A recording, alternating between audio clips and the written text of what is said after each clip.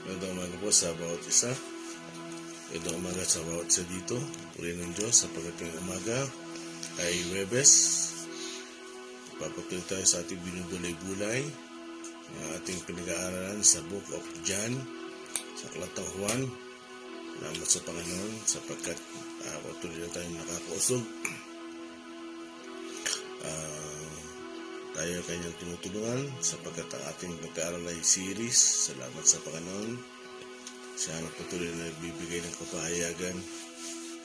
Kung ako lang ay parang talagang mahirap para sa akin, pero napakabuti ng Diyos. Talagang pinapakita niya pag ikaw ay nagnanasa, ikaw ay naghahanap, talagang patuloy tayong makakasumpong.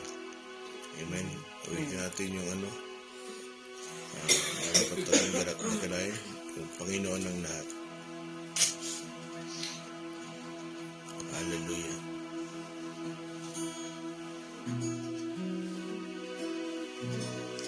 Dapat natin dakilain ang Panginoon, nag-iisang manlilikha, tanging tagapagligtas, kahangahangang tagapayo, Amang mapagmahal, siya'y kublihan, pag-asa ng lahat.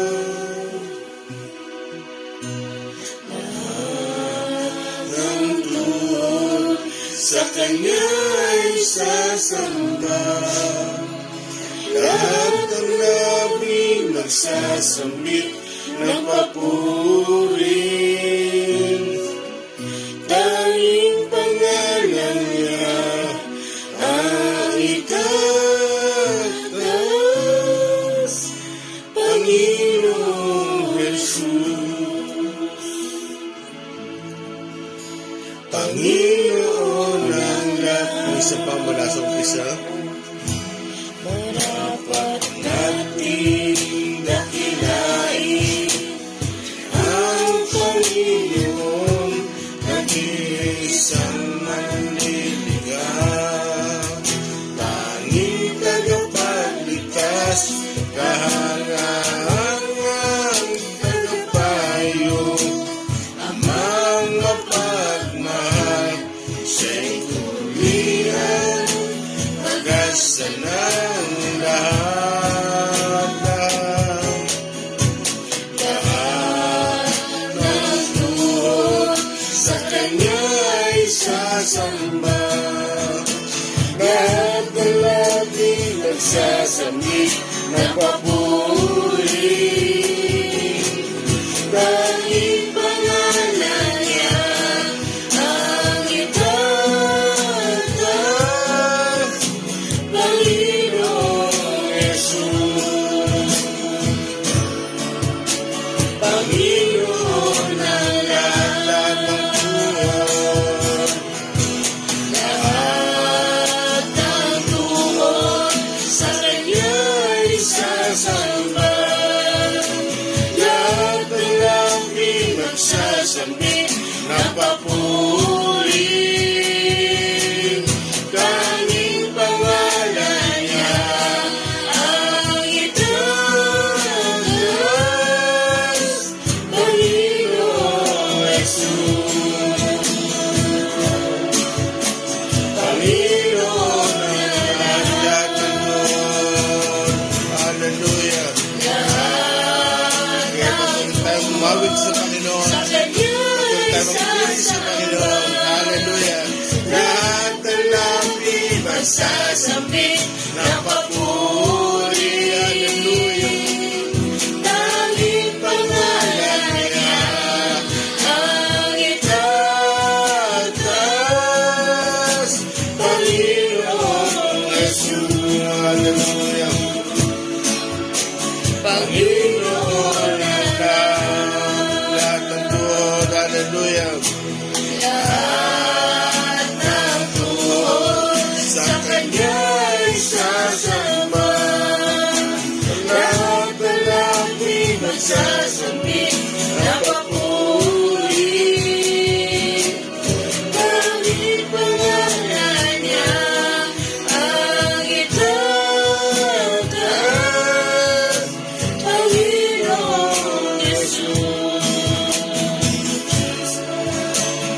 Panginoon. For the last time, ang lahat ng tuhod. Hallelujah.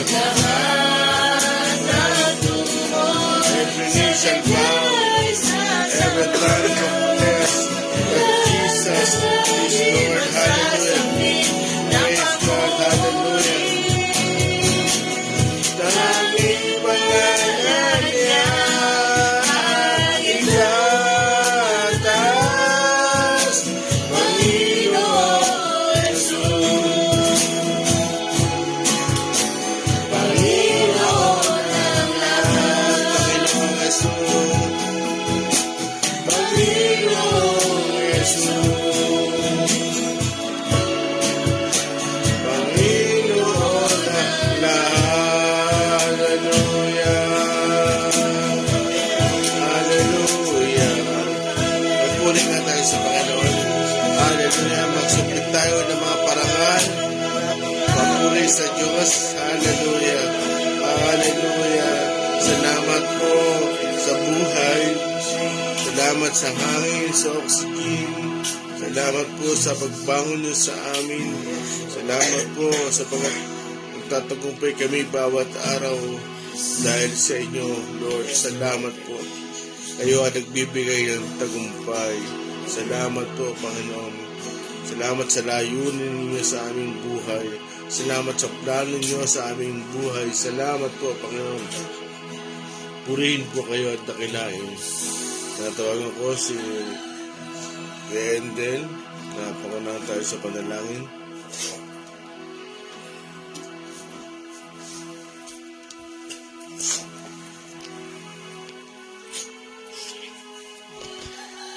Ay po yung manalangin. Maraming Diyos, salamat po sa oras na ito.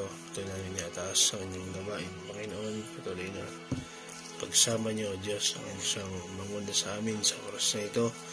Ang kaunawaan at katotohanan, Panginoon, ang paunawa niyo nga po sa amin. Kayo ang maghatid, Panginoon, ng inyong mensahe sa pamamagitan ng inyong lingkod. Kayo nga po ay magpala ng mga taong makakarinig, Panginoon, ang inyong mga salita. Panginoon, sa oras na ito ay maunawaan namin ang inyong mga nais na ipabatid ninyo, Panginoon, sa umaga. Salamat po. Palayan niyo po ang bawat isa sa pangalan ni Jesus. Amen. Good morning po sa kasama natin po sa live na ito kay Mr. Jerry Pimentel, Mr. Anita Katimbong, Brother Ibog Palataw, Mr. Antoinette Lanica, kay Brother Ivan K. Tataro Castro, kay Mr. Cathy Laksig. Good morning po. Praise God. Hallelujah. Salamat sa Panginoon.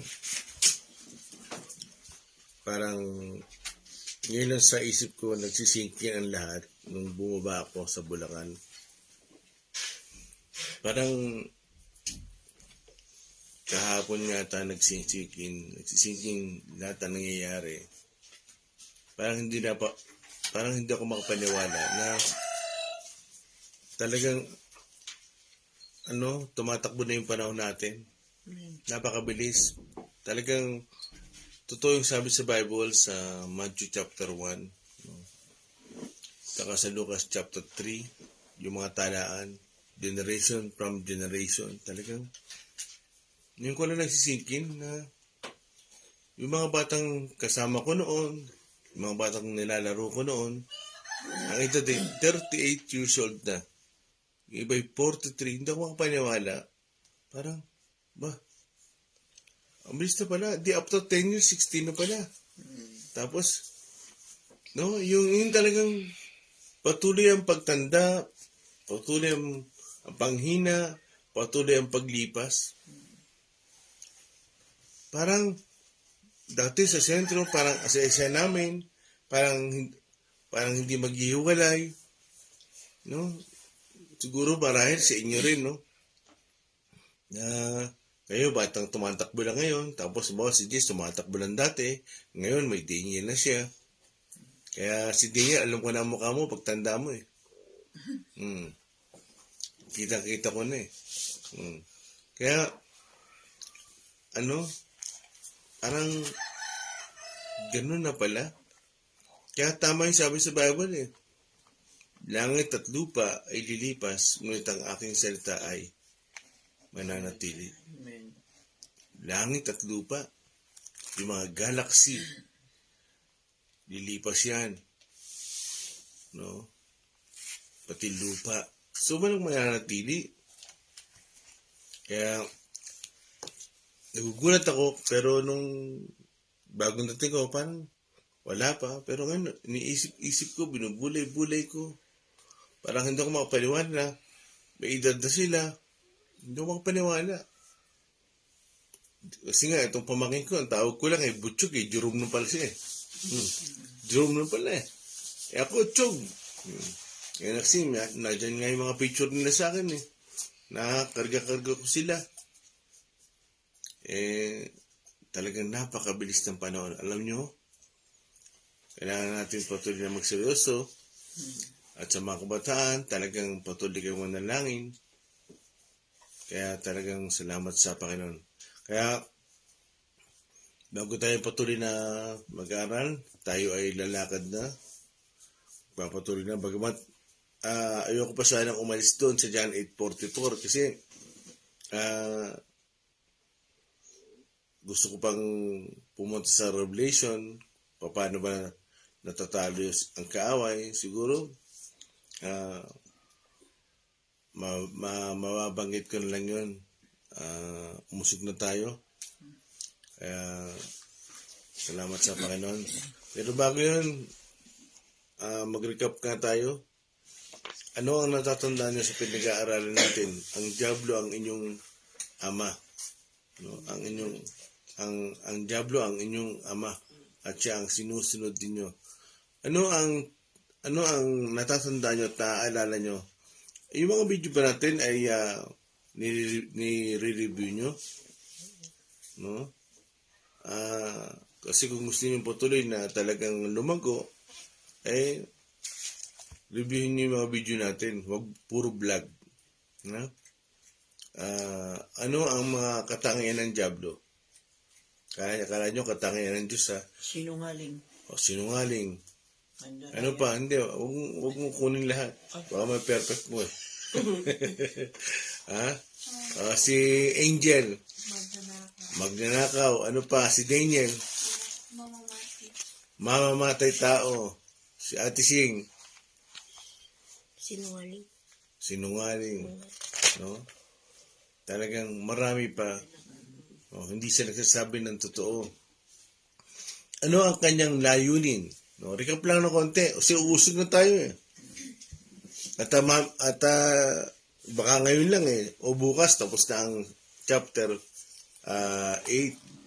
No? Now, ano ang layunin ng diablo sa atin? Ano ang layunin niya?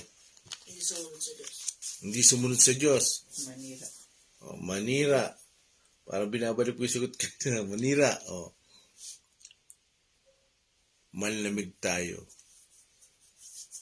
Kung aaralin natin at babalikan natin yung buhay ni Job, no? Ang gusto ng diablo, sisihin natin ang Diyos. Alam niyo ba sa verse 22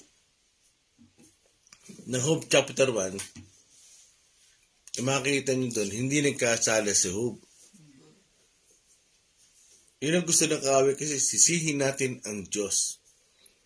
Pagdudahan natin ang Diyos. Huwag tayong maniwala sa Diyos. Gusto ng kaaway ay siyang ituring nating sinungaling, hindi ang diablo. Yun ang gusto ng kaaway. Yun ang goal niya. Di ba? Naalala nyo si Genesis chapter 3? Anong sabi ng ahas? Hindi totoo yan. Bro mo, sinabi ng diablo yun, sinabi ng ahas sa babae. Sinabi ba talaga ng Diyos? Bagamat sinabi ng Diyos, pero tingnan mo, nirephrase yung tanong, yung salita, nirephrase yung salita, pero patanong na. Sinabi ba talaga? Anong sumunod na sinabi? Hindi totoo yan. Sabi ng ahas. So, anong gusto niyang iparating sa babae? Ako, totoo ako. Pero ang Diyos, sinungaling. Ganun na gustong gawin. Gusto ng Diablo, manlamig tayo, huwag natin pasinin ng Diyos, i-take for granted natin. No? Hindi mo napapasin. Yun ang araw-araw na pamumuhay natin. Kaya alam nyo ba, pag tayo ay minsan ay naiiba ang focus, nakakalimot, nagiging busy, di ba? Ang Holy Spirit biglang magsasalita sa loob natin. Biglang nagpe-pray kayo na, patawarin niyo po kami, Panginoon, kung kami man ay naging busy. Di ba? Merong kumikilos sa loob mo. Merong nagsasalita. Kasi bakit? Araw-araw sa ating buhay, sa ginawa ng Diyos sa ating buhay, ay talagang kumikilos sa kaway. Kung 24 hours, 24/7 na gumagawa ang kaaway, no?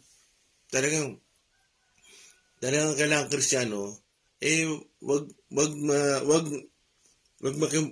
makumpiyansa. No? Kasi ang Diyos araw-araw na kumikilos at gumagawa. Pero ang kaaway, ganun din, 24/7. Naunawaan nyo ba yun? Kaya, talagang, sabi ko nga, pag hindi tayo mananalangin, kung hindi tayo talagang magbabasa ng Bible, kaya tayo ng Diablo.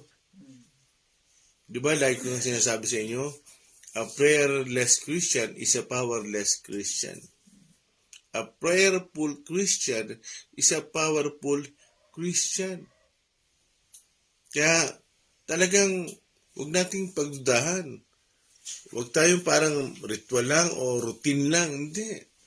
Manabik tayo sa Panginoon. Kasi ang kaaway, papatayin yan. Yan ang gusto ng kaaway. Talagang,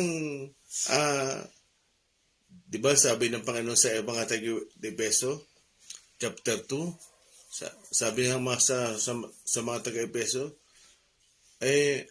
okay naman ang paglilingkod nyo. Hinahangaan ng Panginoon. Yung kanyang ministry, hinahangaan ng Panginoon. Pero isa lang ang hindi niya gusto, na wala na ang unang pag-ibig. Alam niyo ba, mahalaga sa Panginoon yun eh. Mahal tayo ng Diyos, kaya ang gusto ng Diyos, mahalin natin siya. Ganon. Pero ang katotohanan yun, siya ang una nagmahal sa atin. Wala tayo ipagmamalaki. Kaya kahapon, nag-uusap kami ni John. At doon sa Bulacan, sinasabi ko rin, ano ba ang nakita sa atin ng Diyos? Na nagpadagdag ng karangalan niya. Wala naman eh. Meron ba? Meron ba tayong nagawa para mapataas ang karangalan ng Panginoon? Wala. Wala pa tayo sa mundong ito. Talagang hindi mo na kayang sukatin ang karangalan niya. Pero ang tanong, bakit bukod tangi na tayo ang minahal ng Diyos? Nabasa niyo ba sa Bible na mga anghel ay iniibig ng Diyos? Meron kayo nabasa sa Bible? Search yan. Pero sa ating mga tao, gayon na lamang ang pagsinta ng Diyos. Ang mga anghel nasa langit, pero pag nagkasala sila, hindi na pinatatawad. Pero tayo, sukdulang biyaya ang ibinigay sa atin ng Diyos. Amen. Di ba, paborito na ating Senyor? Sukdulang, ba? Ano? Ano yan? Kanta. Yung kanta? Di ba? Talagang nakapagtataka. Bakit bukod tangi tayo? Ang sinabihan, gayon na lamang. For God so. Gayon na, nakapagtataka. Ano sabi ni David sa awit, chapter 8 tayo? Ano ang tao para iyong alalahanin? Di ba? Ano ang tao? O anak ng tao para yung alalahanin. Amen? O sige. Tayo ay magpapatuloy na. Sarami. Text natin. John 8:45 to 50. At ang topic natin sa umagang ito ay paulit-ulit. 45. Ayaw ninyong maniwala sa akin sapagkat katotohanan ang sinasabi ko sa inyo. 46. Sino sa inyo ang maaaring magpatunay na ako'y nagkasala? At kung katotohanan ang sinasabi ko, bakit ayaw ninyong maniwala sa akin? 47. Ang mula sa Diyos ay dumirinig ng mga salita ng Diyos. Subalit, ayaw ninyong makinig sa akin sapagkat kayo'y hindi mula sa Diyos. 48. Sinabi ng mga Hudyo kay Jesus, hindi ba tama ang sinabi naming ikaw ay Samaritano at sinasapian ng demonyo? 49. Sumagot si Jesus, hindi ako sinasapian ng demonyo. Pinaparangalan ko ang aking ama, ngunit ako'y nilalapastangan ninyo. 50. Hindi ako naghahangad na ako'y parangalan. May isang nagsisikap na ako'y parangalan, at siya ang magpapasya. Okay, pakiulit yung 45. Ayaw ninyong maniwala sa akin sapagkat katotohanan ang sinasabi ko sa inyo. Praise God. Ang nilagay ko yung topic dito, paulit-ulit. Kasi mula sa umpisa, hindi na sila makaintindi. Hindi na sila makaunawa. Kahit anong pilit ng Panginoon na sabihin niya ang katotohanan, hindi sila makaintindi. Kulang na lang, isipin ko na sila ay B-O-B-O. Yung T-A-N-G-A. Kulang na lang. Kaya paulit-ulit eh. Paulit-ulit silang hindi makaintindi. Napakahirap kausapin ng ganun, no? Stressful. Pag meron kang kausap na parang hindi makaintindi, parang ikaw tuloy ang hindi makaintindi. Paulit-ulit. Sinasabi ng Panginoon na talagang hindi maniwala sa Kanya. Tuloy, 45-46, tarami. 45. Ayaw ninyong maniwala sa akin sapagkat katotohanan ang sinasabi ko sa inyo. 46. Sino sa inyo ang maaaring magpatunay na ako'y nagkasala? Okay. At kung katotohanan ang sinasabi ko, bakit ayaw ninyong maniwala sa akin? Okay.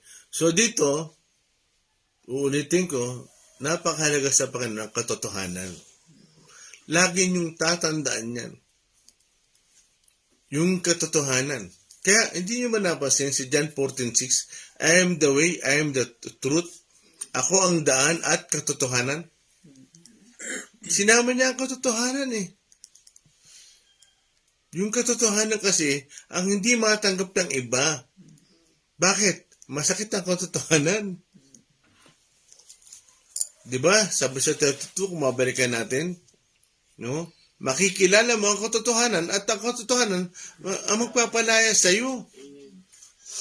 Ang problema kasi ng iba ay talagang hindi nila matanggap ang katotohanan kasi masakit, mabigat. Kaya dito sinabi ng Panginoon, hindi kayo makaintindi sa katotohanan. Ayaw yung tanggapin. Kahit sa panahon natin ngayon, kuminsan, nakalimutan lang katotohanan. Alam niyo ba, kahapon nga tayo ni Endel, si Endel ay mayroong pinakita sa akin video. Mga dati namin kasamaan, magagaling tumugtog. Nainis ako. Sorry sa term. Nainis talaga ako. Yung espiritu ko, talagang, parang nagkaroon ng yung nainis yung espiritu ko. Talagang kinakagat ko yung ngipin ko. Bakit? Dahil sa sobrang galing natin, sa sobrang ganda, ano nangyayari? Parang worldly na. Dakra ka na. Gusto kong maiyak kahapon, Lord. Talagang nasa huling araw na kami, no? Apostasy. Kasi natatanggap na ng sanlibutan yung melody Oo, Christian ang, Christian ang lyrics, pero ang melody, worldly. Kahit sa radyo. Abay, nakadinig ako sa radyo Maraming beses na Nag-rap Parang apple the apps. Simbahan pa kaya ito? Christian pa kaya ito? O baka sa salita lang? Nasaktan ako kahapon. Kasi, nawala sa katotohanan. Yun ang kailangan nating maging sensitive tayo. Huwag nating isipin na si Jesus ang biyaya, ang grace of God. Isipin din natin, siya din ang katotohanan, ang truth. Kasi, pag biyaya lang, paano ang pamumuhay mo? Iisipin mo lang, malaya ka? Alam niyo ba sa Eden? Bagamat si Adan at Eva ay malaya, meron ding limitasyon. Bakit? Ipinagbabawal yung bunga na nakakaalam ng mabuti at masama. Naglagay nga siya ng boundary. Para basis. Forbidden line. Huwag kayong lalapit. Huwag kayong sisino kung maaari. Bakit? Kasi nga doon na magpapasimula yung tukso Ano nangyari? Nakagawa ang kaaway, si Satan. Nagkaroon siya ng pagkakataon. Kaya yung katotohanan, talagang sinabi ba talaga ng Panginoon? Hindi totoo yan. O, kita nyo? Yun ang problema sa panahon natin ngayon. Talagang, ang mga Kristiyano, ang mga mananampalataya, dadayain. Ilalayo sa katotohanan. Lalo ko ito kahapon nung isang araw. Kaya tumawag ko kay Ate Nani. Ganito na pala tayo ngayon. Sabi ko kay Endel, hindi ko kailangan ng magaling kung wala namang anointing. Alam niyo ba kung galing lang ang pag-uusapan, sa mundo pupunta ang Panginoon? Bakit? Amerika, Bee Gees, marami magagaling, worldly. Doon pupunta ang Panginoon. Kung galing lang ang hinahanap ng Panginoon. Kung galing lang ang hinahanap ng Panginoon, sa mga Saduceo siya pupunta at Pariseo. Kung galing lang. Pero hindi. Ang hinahanap ng Panginoon, katotohanan. Kaya sabi ko, Endel, di ba rin ako kontento sa ating tugtugan kung meron naman pagsama ng Panginoon? Hindi, sa tugtugan, mahalaga na magaling. Pinagbubuti. No? Dahil sa Panginoon tayo tumutugtog. Pero kung ikaw naman ang nakikita na, ikaw naman ang natataas na, ikaw naman ang hinahangaan na, nakalulungkot. Kasi, alam niyo ba si David? Flute lang ang gamit niya, harp lang ang gamit niya, lumalayas ang demonyo. Kayo, ang dami yung instrumento. Ang lumalayas, ang lumalayas yata, kayo, hindi ang demonyo. Alam mo si David, pag tumutugtog ng harp, yung masasamang espiritu na gumugulo kay Saul, umaalis. Nakita ko sa mga church, sa mga tugtugan, marahil si Satan, enjoy sa pakikinig. Hindi na kailangan natin.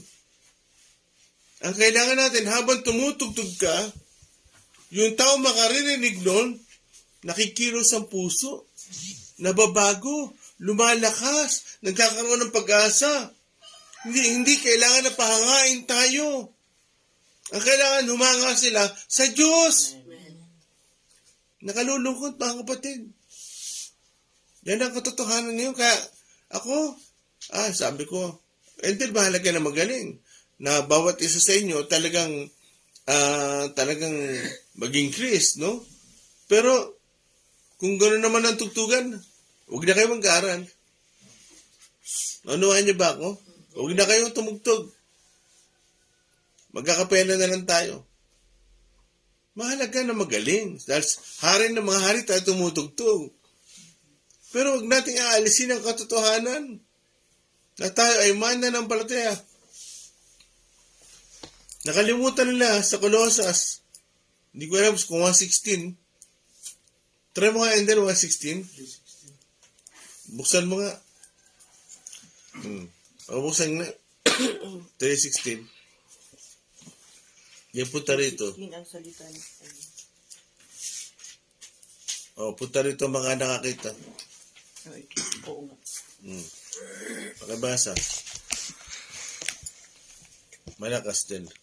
Ang salita ni Kristo ay hayaan ninyong lubusang manatili sa inyong puso. Turuan ninyo at paalalahanan ng isa't isa ng may buong karunungan. Buong puso kayong umawit ng mga salmo, mga himno at mga awiting espiritual ng may pagpapasalamat sa Diyos. Oh. May nabasa ba kayong rock doon? Jugyugan? Salmo, mga himno at awiting espiritual. Tingin ko hindi lalakas ang espiritual ko eh. Nakuha niyo mga kapatid. Kaya sa mga huling panahon, no? Yung simbahan, matatanggap niya na yung mundo. Hindi ang mundo ang kailangan pumasok sa simbahan, kundi ang simbahan ang kailangan pumasok sa mundo. Nanawaan nyo? Ulitin ko. Hindi kailangan ang mundo ang pumasok sa simbahan, kundi tayong mga simbahan, tayong church ang pumasok sa mundo para maka-impluwensya. Amen? Isa namin pakituloy. Doon ka sa unahan. John 8:47. Ang mula sa Diyos ay dumirinig ng mga salita ng Diyos. Subalit ayaw ninyong makinig sa akin sapagkat kayo'y hindi mula sa Diyos. Oh, masakit yun. Diyan ka lang muna. Ba, hindi ka mapagod. No? Sinabi ng Panginoon, pakaulit-ulit. Ang mula sa Diyos ay dumirinig ng mga salita ng Diyos. Subalit ayaw ninyong makinig sa akin sapagkat kayo'y hindi mula sa Diyos. Yun. Biruin mo ha. Sino sinabihan nun? Mga Paraseyo. Kilala nila ang Ama. Tinatangkilik nila. Pero sinabihan sila ng Panginoong Jesus, hindi kayo mula sa Diyos. Pero sinasabi ng mga Paraseyo, lahi kami ni Abraham. Paano kami sasabihin, hindi kami mula sa Diyos? Alam niyo mga kapatid, maraming umaangkin. Nagagaling sa Bible. Nakikipagdebate. Marahil. Masakit. Oo, magaling ka sa Bible, cover to cover, alam mo. Pero kung masasabihan ka, kagaya ng sa Paraseyo, magaling sa kautusan, pero ano sabi ng Panginoon? Hindi kayo mula sa Diyos. Kasi ang mula sa Diyos, matatanggap nyo yung sinasabi ni Kristo ng Panginoong Jesus. Bakit? Ano ang gusto niyang sabihin? Tamang pamumuhay. Tamang pagkilala sa Diyos. Tamang pagkilala sa Diyos. Kasi maraming kumikilala sa Diyos. Liko ang pamumuhay. Amen? Pagkatuloy. Verse 48 ng John 8. Sinabi ng mga Hudyo kay Jesus, hindi ba tama ang sinabi naming ikaw ay Samaritano at sinasapian ng demonyo? 50. 49. Sumagot si Jesus, 49. hindi ako sinasapian ng demonyo. Pinaparangalan ko ang aking Ama, ngunit ako'y nilalapastangan ninyo. 50. Hindi ako naghahangad na ako'y parangalan. May isang nagsisikap na ako'y parangalan at siya ang magpapasya. Okay. Ano yung 48? Sinabi ng mga Hudyo kay Jesus, hindi ba tama ang sinabi naming ikaw ay Samaritano at sinasapian ng demonyo? Okay. Bakit sinabi yan ng mga Paraseyo? Nalala niyo yung babae na Samaritana kausap ng Panginoon nang umiigib siya? Samaritana yun na. Ngayon, sinabi ng mga Paraseyo na ikaw ay Samaritano, di ba? Tama? Di ba tama? Samaritano ka? Anong gustong sabihin ng mga Paraseyo? Hindi ka pure-blooded. Wala kang wala kang karapatan. Mga Hudyo kami. Samaritano ka, di ba? Yun ang gusto sabihin ng mga Pariseo. Wala kang karapatan. Ano pa ang sinabi ng mga Pariseo? Di ba? Sinasapian ka ng demonyo. Masakit yun. Biro mo ang Panginoon, sinabihan pa ng sinasapian ng demonyo. Hindi na sila makaintindi. Patuloy pa ang pag-uusig nila sa Panginoon. Hindi nila matanggap ang Panginoon. Pakituloy. 49, sumagot si Jesus, hindi ako sinasapian ng demonyo. Pinaparangalan ko ang aking ama, ngunit ako'y nilalapastangan ninyo. Okay. So, dito, sinasabi ng Panginoon, pinarangalan ko ang aking ama. Kaya alam niyo mga kapatid, sa pagbibigay natin ng parangal sa Diyos, kailangan tanggapin nyo na talagang uusigin kayo. I-persecute kayo. Baka mamaya masabihan din kayo, sinasapihan kayo ng demonyo. Maraming sasabihin sa inyo hindi maganda. Na kulang naman sa pinag-aralan yan. Kailangan nyo tanggapin nyo. Kasi sa Acts 4:13, sinabihan din sila Pedro, yung mga apostol, na sila ay walang pinag-aralan. No, talagang kailangan yung tanggapin na kayo uusigin. Kayo mamalitin, pero di bali kayong malitin ng tao. Basta ang Panginoon mataas ang tingin sa inyo. Naunawain niyo ba ako? Di bali malitin kayo ng tao. Basta ang Diyos, hindi maliit ang tingin sa inyo. Kasi mataas ka ang tingin mo sa sarili mo, mahirap ka naman sa mata ng Panginoon. Nakalulungkot yun. Kaya, dito sinabi ng Panginoon, hindi, pinararangalan ko ang Ama.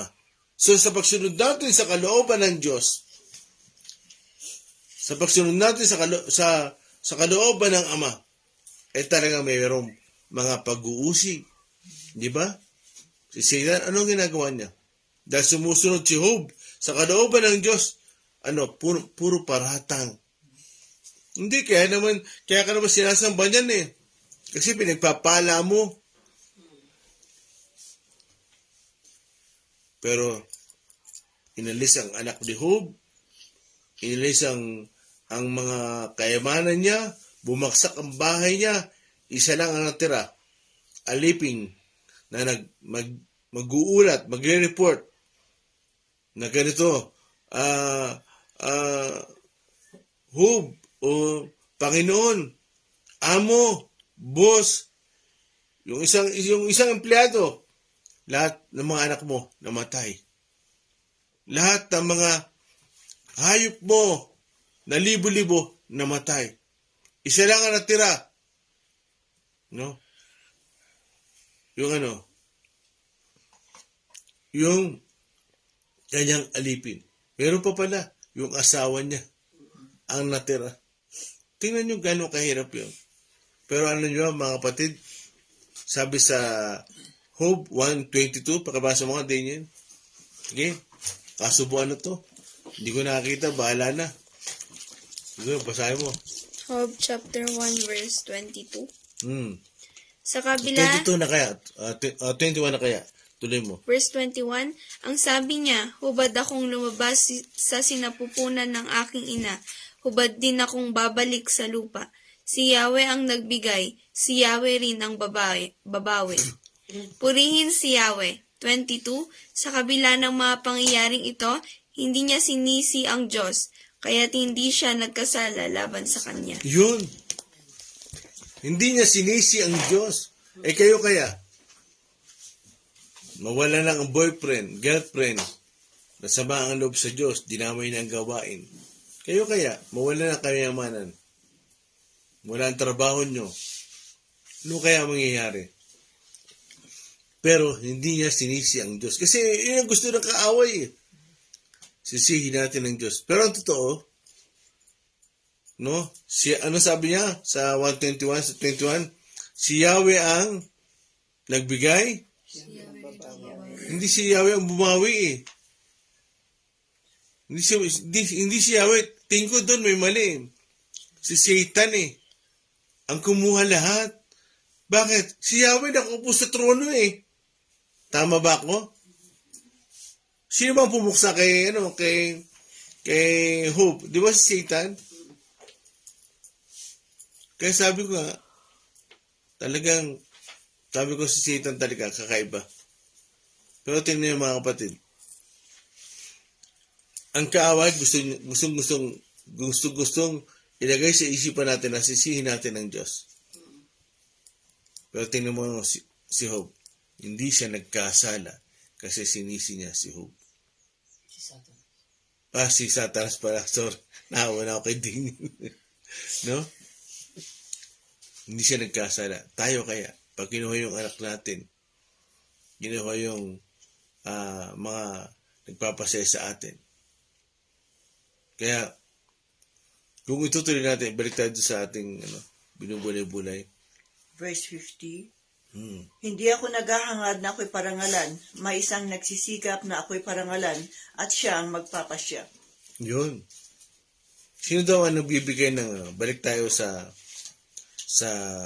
John 8:50. Sino raw ang nagbibigay ng parangal sa Panginoon? Kasi akala ng mga Pariseo, gusto lang ng Panginoon sumikat. Yan ang kahinaan ng mga tao na ibang maangaral. Kaya talaga namang katakot-takot na pakilala sa sarili. Nag-masteral ako, nag-doctorate ako, nag-PhD ako, katakot-takot lang. Pero, nag-upgrade ako ng turo. Meron kaming sinasabi na, preach the word, not your title. Pero, pag nagsalita, mararamdaman mo na hindi natataas ang Panginoon sa buhay niya. Kaya, dyan, tingnan nyo, akala na mo pa siya, gustong sumikat ang Panginoon. Ang ginagawa lang kasi ng Panginoon, talagang, ginagawa niya yung inuutos ng Ama. Yung sa pagtupad niya sa kagustuhan ng Ama. Kaya, na-experience yan. Kaya, ano ang sabi ng Panginoon? Hindi ako ang naghahangad. Kapag ulit ba sa rami? Hindi ako naghahangad na ako'y parangalan. May isang nagsisikap na ako'y parangalan at siya ang magpapasya. Yun. Kaya, sino gusto magparangal sa Panginoon? Sa Panginoong Jesus? Ang Ama. Ang Ama. Kasi diba, ang sabi sa Pilipos 2:10-11, pakibasa nyo. Pilipos 2:10-11. Ang karangalan ng Ama ay, pakibasa nyo, din yan. Pilipos 10-11. 10-11. Sa gayon, sa pangalan ni Jesus ay luluhod at magpupuri ang lahat ng nasa langit, nasa lupa at nasa ilalim ng lupa. 11. At para sa ikaluluwalhati ng Diyos Ama, ang lahat ay magpapahayag na si Jesucristo ang Panginoon. Yun. Para daw sa ikaluluwalhati ng Ama, ang lahat daw ay magsasabi, si Jesus ay Panginoon. Yung pag gusto mo palang itaas ang Ama, parangalan mo ang Panginoon. Hindi directly lang, Ama, tapos ang Panginoon, isasatabi mo. Hindi, tabi ka dyan, Jesus. Tabi ka dyan. Dito ka sa God the Father. Kaya na nangyayari ngayon, sa panahon natin ngayon. Hindi, Ama lang. Naalala niyo ba na nagpabautismo ang Panginoon? Merong bumukas ang langit at nakita ni Juan, may tinig na nagsalita, ito ang anak kong lubos kong kinalulugdan.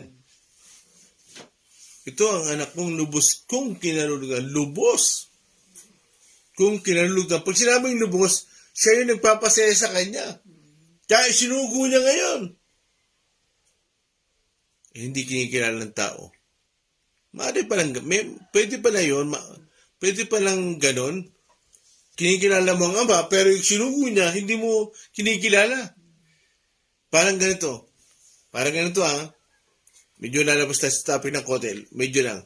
Sinabi ng Diyos sa Exodus na, tsaka Epeso, sinabi niya, igalang mo ang iyong ama't ina. Sino nagsabi nun? Ang Diyos. Hindi ang ama't ina. Nakuha nyo? Pero kung hindi mo iginagalang yung ama't ina mo, sino ang hindi mo iginagalang? Ang unang Diyos. Kasi bakit? Siya nag-utos Naunawaan niyo ba? Ganon din ang pangyayari dyan. Pinadala ng Diyos Ama ang anak, pero hindi kinikilala ng mga tao. Kaya, dito, sinabi ng Panginoon, iba ang magpaparangal sa akin, ang Ama. Ano ang sabi sa dyan? I-recap lang natin. John chapter 17, verse 3. Sige. Umpisa natin sa 1. Pakibasa malakas. John 17 verse 1. Pagkasabi ni Jesus ng mga pananalitang ito, tumingala siya sa langit at kanyang sinabi, Ama, dumating na ang oras, parangalan mo na ang iyong anak upang maparangalan kanya. 2. Sapagkat binigyan mo ako ng kapangyarihan sa sangkatauhan upang bigyan ko ng buhay na walang hanggan ang lahat ng ibinigay mo sa anak. 3. Ito ang buhay na walang hanggan, ang makilala ka nila, ang iisa at tunay na Diyos, at ang makilala si Jesucristo na iyong isinugo. Yun, tingnan nyo, dahil sandali. Pakiulit mo yung 1.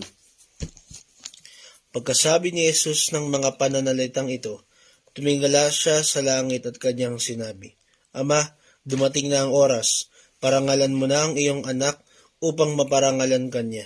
Yun. Tumingala sa langit. No? Para sigurado, walang duda. Ang kausap ng Panginoon, nasa taas. Tumingala siya Ama, parangalan mo ang iyong anak para maparangalan kanya. Nakita nyo? Ang Ama magpaparangal sa kanya. Yun yung sinasabi niya ng Panginoon. Naalala nyo, buksan natin Matthew 17, recap lang. Matthew 7, verse 5. 4 and 5. Matthew 17, Matthew 17, 4 and 5. Mateo chapter 17 verse 4 to 5. Sinabi ni Pedro kay Jesus, Panginoon, mabutit naririto kami. Kung gusto ninyo, gagawa ako ng 3 kubol.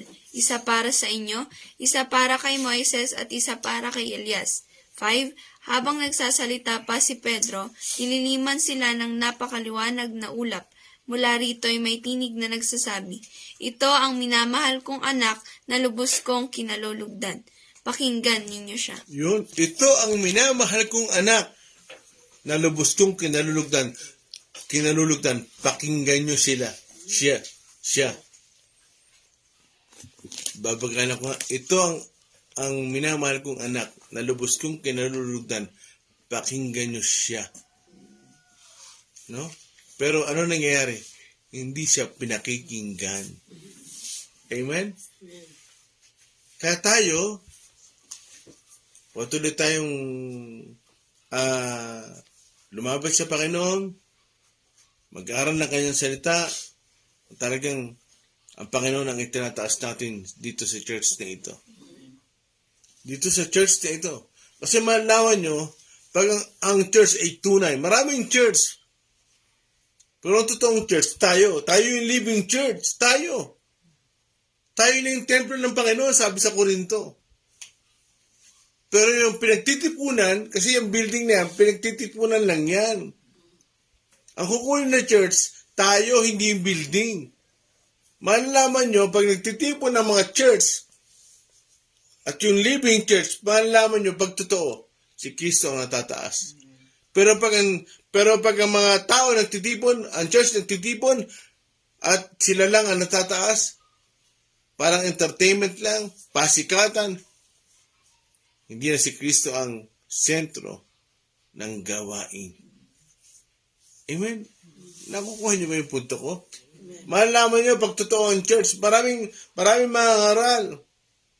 Pero pag hindi si Kristo ang naitataas, hindi si Kristo ang sumisikat, hindi kinikilala ang Holy Spirit,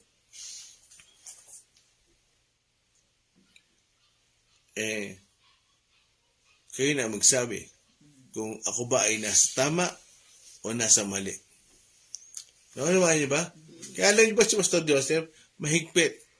Lalo ngayon, manghuling panahon, hindi na siya basa-basa kumukuha ng mga speaker. Tinitingnan niya kung talagang spiritually matured. Kasi marami mga ngaral ngayon. Maraming church ngayon, pero nakakalungkot. Talagang minsan ang katotohanan na isa-set aside natin. Mga kapatid, huwag lang ang biyaya ang yakapin natin. Yakapin natin ang katotohanan. Kasi yan ang magdudulot sa atin ng tamang pamumuhay. Amen? Kaya, dito sa church na ito, ang patuloy natin paparangalan si Kristo, si Jesus. Hindi tayo, si Jesus. Amen? Tutuloy tayo, anong oras na? 55 po. No, okay lang. Okay. Mga kapatid, kagaya ng nasabi ko, ang topic natin ay paulit-ulit kasi hindi sila makaunawa. Nag-pray tayo na magpatuloy ang Diyos, ang Panginoon ay magbukas ng isipan, makaunawa. Napakahirap yan. Kaya patuloy tayo magbigay ng parangal sa Diyos, magbigay sa Kanya ng kaluguran kasi mga kapatid, yan ang pinakamahalaga sa lahat. Hindi ang ministeryo, hindi ang magagandang simbahan, hindi yan. Kung talagang babasahin mo ang Bible, kung ano ang mahalaga, kalooban ng Diyos. At pabigyan siya ng kaluguran. Huwag mo laging isipin na ikaw yung pagpapalain, makukuha mo yung gusto mo, hindi. Mabigyan siya ng kaluguran. Yan ang pinaka-importante sa lahat. Bakit? Lahat tayo dito matatapos. Lahat tayo lilipas.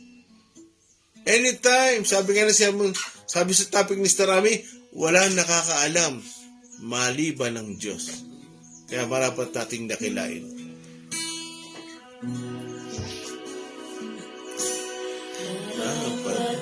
Sister Cathy, dakilain ang Panginoon isang manlilikha, tanging tagapagligtas, kahangahangang tagapayong, amang mapagmahal, siya'y kublihan, pag-asa ng lahat.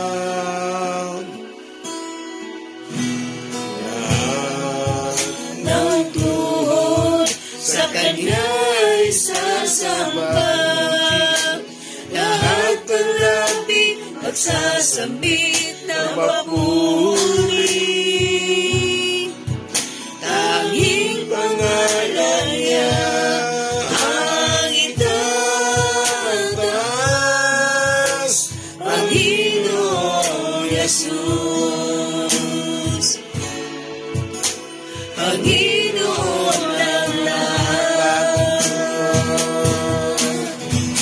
Lahat ng tuhod sa Kanya'y sasamba, lahat ng langit magsasambit ng papuri.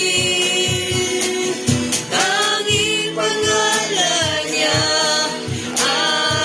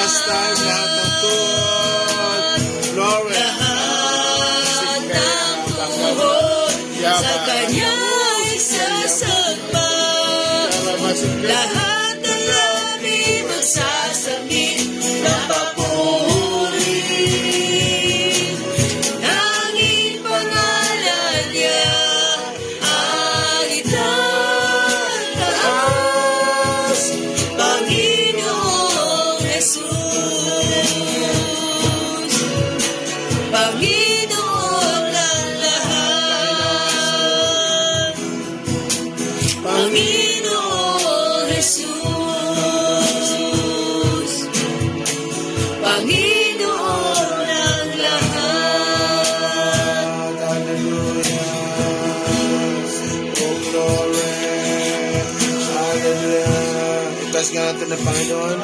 Hallelujah, Jesus. Hallelujah. Hallelujah. Praise God. Hallelujah. Hallelujah. Magsabit nga yung ating mga labi. Sabihin mo, hallelujah mo. Magpuri ka. O kaluluwa ko sa Panginoon. O kaluluwa ko. Purihin mo ang Panginoon. Glory, glory. Hallelujah. Hallelujah. Lord. Hallelujah. Glory. Jesus, Jesus. Dakila po kayo, Panginoong Jesus. Dakila kayo. Dakila kayo. Salamat po. Salamat po sa tagat buwaba kayo mula sa langit para kami turuan, Panginoon. Turuan ang tamang pamumuhay para malaman namin na kayo ay biyaya at kayo rin ang katotohanan, Panginoon. Biyaya at katotohanan. Lord, salamat po sa pinapaunawan niyo sa amin. Lord God, hallelujah, Jesus, tagati. Praise you, Jesus. Hallelujah. Salamat sa inyo, O Diyos, sa umaga ito. Tunay po kayo ang katotohanan, Panginoon, at kayo po, Panginoon, ang dapat dakilain sa aming buhay at sa mundong ito, Panginoon. Salamat sa inyo, ina-expose mo sa amin, Panginoon, kung ano po ang gawa ng kaaway para hindi po namin ito mayakap o matanggap sa aming pamumuhay, O Diyos. Tulungan niyo po kami na sa araw na ito, kayo po, Panginoon, ang aming hanapin, ang katotohanan niyo, ang aming ipamuhay, Panginoon, at huwag kami padaya sa gawa ng kaaway, Lord God. Lord God, salamat sa inyo po ang aming pasasalamat, at sa maghapon ito ang kinamin, ngayong mayamang basbas, magpapala sa aming mga pamilya, magpapala sa aming hanap buhay, magpapala sa aming iglesia, magpapala sa aming kapatiran, sa aming pastor.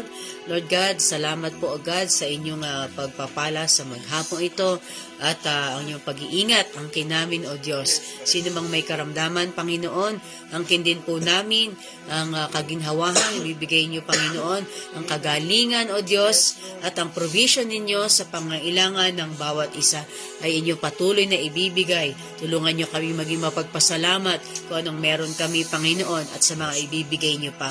Kahit hindi namin nakikita, pasalamatan na po namin ang mga ito. Sa inyo pong papuri at pasasalamat sa pangalan ni Jesus. Amen. Good morning po sa lahat. Good morning po, Ate Isabel, Sister Eden Danyo, Pastor June, Julius Sales, kumusta po kayo? Gina Yen, Amel Arisa, Sister Tel Dawson, Sister Aquino Raymar, Pastora Ani, kumusta po? Sister Rochelle, hello po sa inyo.